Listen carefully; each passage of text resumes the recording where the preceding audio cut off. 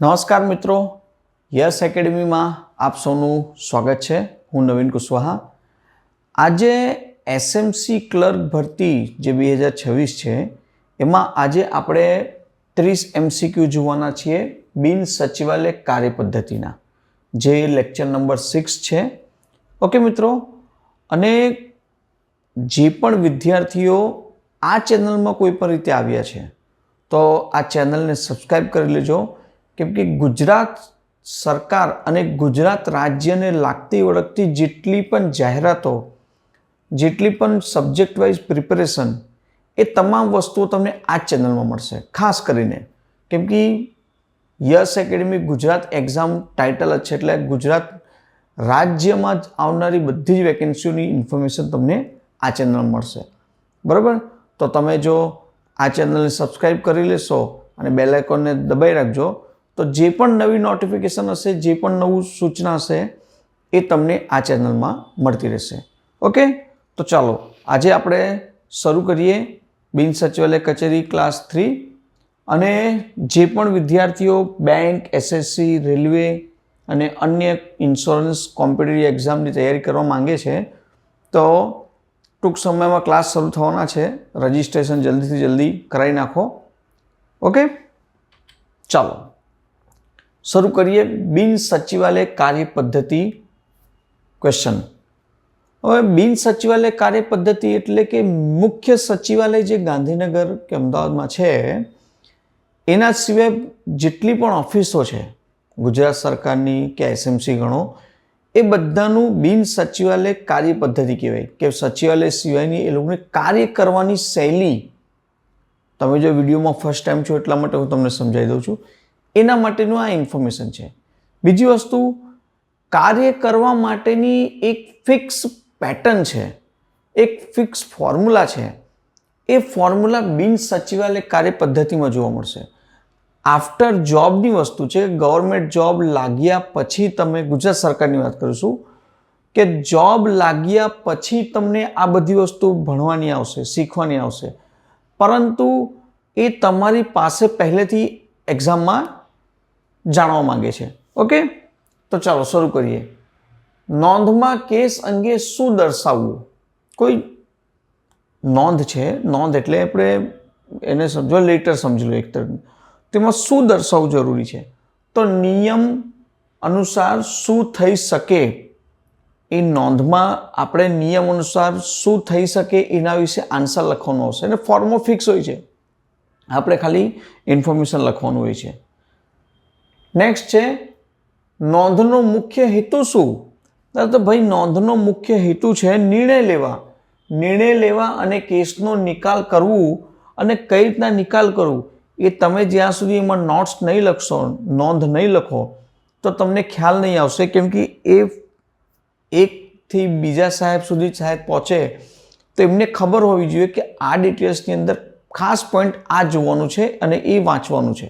બહુ બધી રીતે વિચારવામાં આવશે. પછી નેક્સ્ટ છે, વિડીયો ખૂબ જ નાનો હશે, પરંતુ ફરજિયાત પૂછાવાનું છે, એટલા માટે આપણે આ ભણવાનું છે. એટલે તમે ક્વેશ્ચન જુઓ, પુશ કરો, ABCD કયું આવશે એ ઓબ્ઝર્વ કરીને ડિસ્ક્રિપ્શનમાં લખી દો. આટલું કરશો તો તમને થોડુંક ખબર પડશે કે નહીં, આઈ એમ રાઇટ, હું જે આન્સર આપવા માંગુ છું એ રાઇટ છે.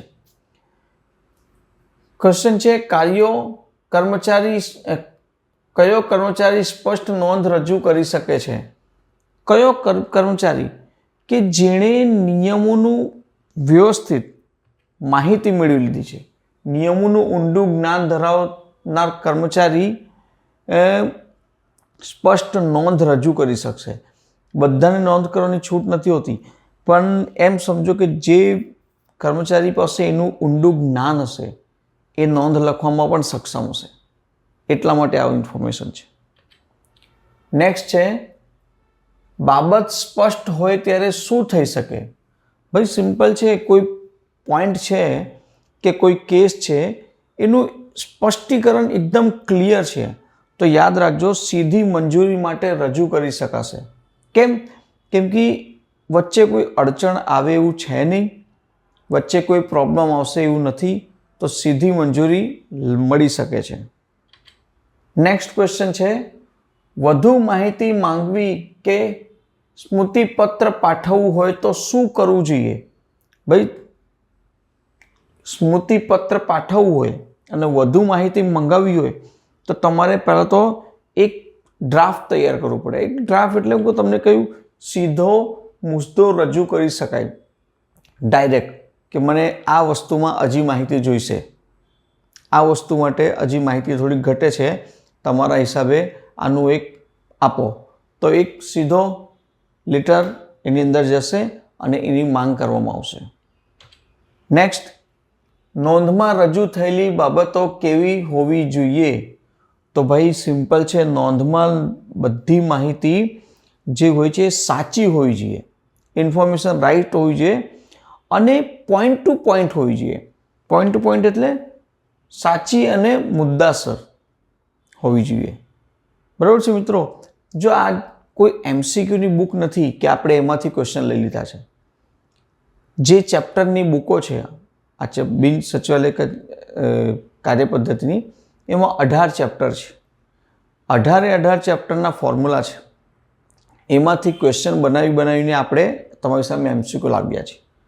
એટલે જેવું નથી કે બેઠે બેઠું ક્વેશ્ચન તમને પૂછાઈ જાય, થોડુંક ઉપર નીચે કરીને પણ પૂછશે. અને શાયદ એવું પણ હોય કે શાયદ અધિકારી અમારા વિડીયો જોતા હોય અને એમને ખબર હશે તો શાયદ એમાંથી ડાયરેક્ટ ક્વેશ્ચન પૂછી શકે છે. બરાબર છે? એટલે તમે ધ્યાનથી એમસીક્યુ જુઓ તો તમને ખ્યાલ આવશે એના વિશે. અને પછી જે માહિતી આપવાની છે હું તમને થોડું આપું છું, જેનાથી તમે એક શોર્ટ વિડીયો તરીકે તમે જોઈ શકો અને જલ્દીથી પૂરું કરી શકો. ખોટી રજૂઆત હોય તો શું કરવું? ભાઈ, ખોટી રજૂઆત છે એવું આપણને દેખાય છે કે આ ખોટી રજૂઆત છે, તમે એક ઓફિસર તરીકે ઓળખી જશો, તો તમને એના આધાર પુરાવા, એના પુરાવા સાથે સ્પષ્ટ દર્શાવવું, એના તમારે પુરાવો માંગવા પડશે કાં તો દર્શાવવા પડશે, બતાવવો પડશે કે આ એનો પ્રૂફ છે, આ પુરાવા છે, આ તારીખનું છે, આ જગ્યાનું છે, બધી વસ્તુ. કેમ? એ બતાવવું જરૂરી બને છે એટલા માટે. નેક્સ્ટ, કર્મચારીએ નોંધ કેવી રીતે કરવી? તો કર્મચારીએ નોંધ હકીકત અને નિયમોના આધારથી કરવી. હકીકત અને નિયમોના આધારથી કર્મચારીએ નોંધ કરવાની રહેશે. મન ફાવે તેવી રીતના નોંધ નહીં કરી શકે, બિકોઝ મન ફાવે તેવી રીતના નોંધ કરવાથી નુકસાન એને જ ઉપર જ જશે. પાછળથી કોઈ ઇન્ક્વાયરી થઈ ગઈ તો એ અધિકારીને જવાબ આપવો પડશે. નેક્સ્ટ, નોંધમાં શું દર્શાવવું? તો ભાઈ, નોંધ લેખન હશે તો બહુ બધી વસ્તુ આવે છે દર્શાવવા માટે, જે રીતના કે ટપાલ, રજૂઆત, ફરિયાદ અને દરખાસ્તનો હેતુ. આ ચાર વસ્તુઓ નોંધમાં દર્શાવવી જરૂરી છે. કેમ જરૂરી છે? કેમ કે ટપાલમાં જશે, રજૂઆત કરવાની છે, કઈ રીતના રજૂઆત થવાની છે, ફરિયાદ શું છે, દખલકારો,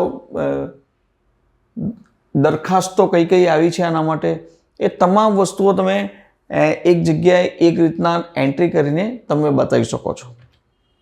નેક્સ્ટ, પત્રના લખાણમાં કઈ વિગતો દર્શાવી? પત્રના લખાણમાં જો પત્ર જાય છે તો પત્ર કઈ રીતના મોકલો છો એના ઉપર છે.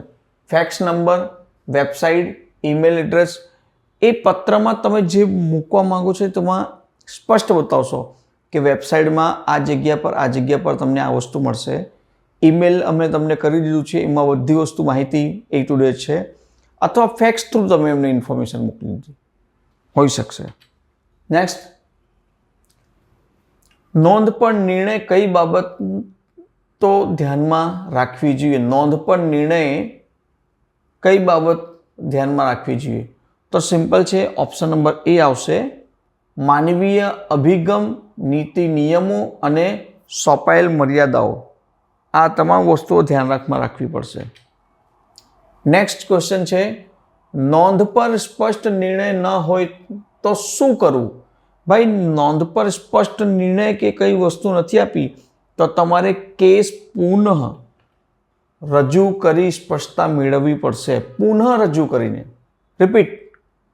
કેમ? એ જરૂરી છે રિપીટ માટે. નેક્સ્ટ ક્વેશ્ચન, નોંધ લેખન દ્વારા કર્મચારીને શું તક મળે છે? નોંધ લેખન દ્વારા કર્મચારીને કે લેખન દ્વારા કર્મચારીઓને શું તક મળે છે? તો પોતાના મંતવ્ય વ્યક્ત કરવાની નોંધ દ્વારા. કેમ? કેમ કે એમની પાસે એ લેવલનું નોલેજ છે, તે નોંધમાં પોતાના હિસાબે ઇન્ફોર્મેશન આપી શકે છે. 2-4 લીટી 5 લીટીનું નોંધ લખવાની છે, એ લખી દીધું એટલે એ વ્યક્તિ પોતાના મંતવ્ય મુજબ નોંધ લેખન આપશે. નેક્સ્ટ, નોંધ લેખનથી શું નક્કી કરી શકાય છે? ભાઈ, નોંધ લેખનથી મેં આગળ પણ કીધું કે નિર્ણયની સ્પષ્ટતા થઈ શકે છે. નિર્ણયની યોગ્યતા અને અયોગ્યતા ચકાસી શકાય છે કે નિર્ણય પરફેક્ટ છે કે પરફેક્ટ નથી. બરાબર, આ બંને રીતના સમપ જોઈ શકીએ છીએ. નેક્સ્ટ ક્વેશ્ચન છે, આપેલ કાગળ પર કેવી નોંધ ન લખવી? નોંધ હંમેશા કેવી છે? ટૂંકી હોય છે. તો કેવી હોય છે? ટૂંકી નોંધ પણ હોય છે, અમુક જગ્યાએ લાંબી નોંધ પણ હોય છે, સ્પષ્ટ નોંધ હોય છે અને મુદ્દાસર નોંધ હોય છે. તો જો મુદ્દાસર નોંધ તો હોય જ છે, સ્પષ્ટ નોંધ હોય છે, પણ કેવી નોંધ ન લખવી? તો યાદ રાખશો, લાંબી નોંધ નથી લખવી, કે સ્ટોરી જેવું નથી લખવું. 1 થી 2 લીટી 3 લીટીમાં તમે એને નોંધ લખીને ફિનિશ કરી શકો છો. નેક્સ્ટ, નોંધ લેખનથી કોની વચ્ચે પૂછપરછ અવિવાદિત ગણાય છે? નોંધ લેખનથી કોની વચ્ચે પૂછપરછ અવિવાદિત ગણાય છે? તો સિમ્પલ છે, નોંધ લખે છે કોણ? કર્મચારી અથવા એક જે શાખાના વડા છે, કોઈ નોંધ લખતું હશે તો વડા અને કર્મચારી કે શાખા વડા વચ્ચેની વાત કરે છે, અવિવાદિત ગણાય છે. એ વિવાદ નથી હોતું કે મેં નોંધ લખી દીધી, એમણે અગેન્સ્ટમાં નોંધ લખી દીધી, પાછી મારી પાસે ફાઇલ આવી તો મેં પાછી નોંધ લખી દીધું કે તમે આવા છો ને તમે આ વ્યવસ્થિત નથી જોતા. નહીં, એવું બધું નથી આવતું. ઓકે, સ્પષ્ટ જે માંગે છે એ આપી દો, સ્પષ્ટ જે એમને જોતું છે એમને મળી જશે. નેક્સ્ટ, હકીકત શબ્દના બદલે કયો શબ્દ વાપરવો જોઈએ?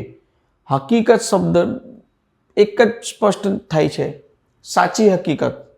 હકીકત બતાવો ભાઈ કે આમાં આ જગ્યા પર શું પ્રોબ્લેમ છે કે શું રહી ગયું છે. નેક્સ્ટ, જો પોતાની કચેરી નિર્ણય લેવા સક્ષમ ન હોય તો શું કરવું? ભાઈ, તો કચેરી નિર્ણય લેવા માટે સક્ષમ નથી તો તમારે શું કરવું પડશે? સક્ષમ સત્તાની મંજૂરી મેળવવા નોંધમાં ઉલ્લેખ કરવો પડશે કે મારા વિભાગમાં આ વસ્તુ માટે જે નોંધ આપું છું એમાં કે ફાઇલ આપું છું એમાં સ્પષ્ટ રીતના અમે શું કહેવાય સક્ષમ નથી, તો તમે અધિકારી તરીકે આનો નિર્ણય આપવા મહેરબાની કરશો. કે શોર્ટમાં નોટ લખવામાં આવે છે અને ફર્સ્ટ જ મૂકવામાં આવે છે કે જેનાથી એ એમ્પ્લોયને ખબર પડી જાય એ અધિકારીને કે આમાં શું કરવું છે. અધિનિયમ ઘડવાને લગતી નોંધ મૂકતી વખતે શું જોવું? યાદ રાખજો, ઘડવાની વાત કરે છે તો અધિનિયમ ઘડતા વખતે પહેલાં તો બંધારણ, આપણું જે સંવિધાનનો ભંગ થતો નથી ને એ જોવું જરૂરી છે. હવે એ સરકારી લેખનનો જીપીએમસી ગણો, ગુજરાત રાજ્યનું ગણો કે દેશનું બંધારણ ગણો, એમાં કોઈ બંધારણનો ભંગ તો નથી થતો ને. જો ભંગ થશે તો પણ એક બહુ મોટું કેસ થઈ શકે છે. તો નાની નાની વસ્તુઓ ધ્યાનમાં રાખીને આના ઉપર કામ કરવાનું હોય છે. નેક્સ્ટ, નોંધ લેખનમાં કઈ સહીનો ઉપયોગ ન કરવો? તો ભાઈ, નોંધ લેખનમાં કાળી અને લાલ કે લીલી સહીનો ઉપયોગ કરવાનો નથી. લાલ કે લીલી બીજા કોઈ માટે છે. તમે જો થિયરી વાંચી હશે ચેપ્ટર વાઇઝ તો કાળી કોણ વાપરી શકે, વાદળી કોણ વાપરી શકે, બ્લુ કોણ વાપરી શકે, લાલ કે લીલી કોણ વાપરી શકે, બધાના કલર વાઇઝ નામ સાથે એનું આપવામાં આવેલું છે કે સાંસદશ્રી કઈ વાપરશે, જજ કઈ વાપરશે, એક અધિકારી કઈ પેન વાપરી શકે છે, તમામ વસ્તુઓ. નેક્સ્ટ, નોંધપત્રક પૂરી થઈ જાય તો શું મૂકવું? તો નોંધપત્રક ફાઇનલી આપણે બી જનરલી કરતા એવું જોઈએ કે નોંધપત્રક પૂરી થઈ જાય તો ફાઇનલી આપણે પાછળથી 2 થી 3 કાગળ મૂકવાના હોય છે. હવે તમે કોઈ આગળ મૂકે છે, કોઈ પાછળ મૂકે છે, વોટેવર, પણ નોટિસ સ્ટીક તરીકે એને 2 થી 3 કોરા કાગળ મૂકવાના હોય છે, કારણ કે એમાં કોઈ ઇન્ફોર્મેશન નોંધ કરવી હોય અધિકારી હોય તો એ કરી શકે છે, એટલા માટે. નેક્સ્ટ સવાલ જોઈએ. વધારાના કોરા કાગળને શું કહેવાય છે? વધારાના કોરા કાગળને કોર્ટેસી શીટ કહેવામાં આવે છે. બરાબર છે. નેક્સ્ટ, નોંધ પૂરી કર્યા પછી શું કરવું? તો ભાઈ નોંધ પૂરી થઈ ગયા પછી બી એની એક પ્રોસિજર છે. એ પ્રોસિજરમાં શું કહેવા માંગે છે કે ડાબી બાજુ ટૂંકી સહી અને તારીખ લખવી જરૂરી છે. નોંધ લેખન કમ્પ્લીટ થઈ ગઈ તો લેફ્ટ સાઈડમાં, પેજના લેફ્ટ સાઈડમાં તમારે સાઇન કરવાની અને તારીખ પણ જરૂરી છે, કેમ કે આ તારીખે એ પૂર્ણ થઈ છે એટલા માટે. ફાઇલ અથવા કેસના રજૂઆતોનો રાહ શું કહેવાય? તો એને કહેવાય ચેનલ ઓફ સબમિશન. ફાઇનલી હવે આ મારું સબમિટ છે, સબમિશન કરું છું હું આ ડિટેલિંગની. હવે તમે ફાઇનલ જોઈ શકો છો. ઓકે. નેક્સ્ટ ક્વેશ્ચન, સરકારના ખાસ હુકમ સિવાય નોંધને કયા દસ્તાવેજ ગણી શકાય નહીં? તો એને જાહેર દસ્તાવેજ ગણી શકાશે નહીં. જાહેર દસ્તાવેજ કેમ? કેમ કે સ્પષ્ટ નથી. સ્પષ્ટતા હશે તો એને જાહેર દસ્તાવેજ તરીકે ગણાશે, બાકી નહીં. એની પણ આખી થિયરી, એક સિસ્ટમ છે કે ખાનગી દસ્તાવેજ કઈ રીતના હોય છે, કાનૂની દસ્તાવેજ કઈ રીતના, કોને કહેવાય, અંગત દસ્તાવેજ કોને કહેવાય. આ જાહેર દસ્તાવેજની વાત કરે છે તો ગણી શકાય નહીં, તેને જાહેર દસ્તાવેજમાં નહીં મુકાશે. અન્યમાં કોઈમાં મૂકી દો, જાહેરમાં નહીં. નેક્સ્ટ, મુસદ્દો એ સરકારી લેખન વ્યવસ્થાની કઈ પ્રક્રિયા છે?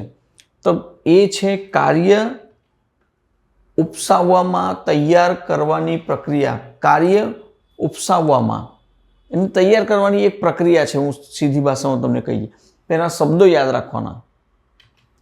નેક્સ્ટ, મુસદ્દા ઉપર અધિકારી મંજૂરી આપે પછી શું કરવું? તો ભાઈ મંજૂરી આપે પછી સ્પષ્ટ, સ્વચ્છ એમ કહી કહો, હા ઓકે, તો ટાઈપ કરી સ્વચ્છ નકલ તૈયાર કરવી. ફાઇનલી સમજો કે એ એકદમ ક્લિયર થઈ ગયું છે, હવે ફાઇનલ છે, ફૂલ પ્રૂફ, તો પછી ટાઈપ કરીને સ્વચ્છ નકલ તૈયાર કરીને મોકલ રહેશે. નેક્સ્ટ, વહીવટી કાર્યક્ષમતામાં સેના ઉપર વહીવટી કાર્યક્ષમતા સેના પર આધારિત હોય છે. તો જે આધારિત હોય છે એ હોય છે અધિકારીઓની સ્પષ્ટ અને મુદ્દાસર લખાણની શક્તિ.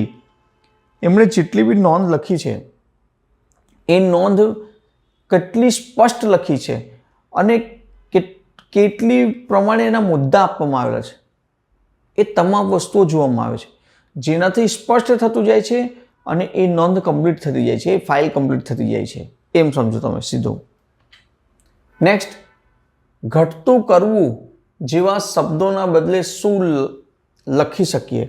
ઘટતું કરવું તો એને કહેવાય નિયમાનુસાર યોગ્ય કાર્યવાહી તાત્કાલિક કરવી.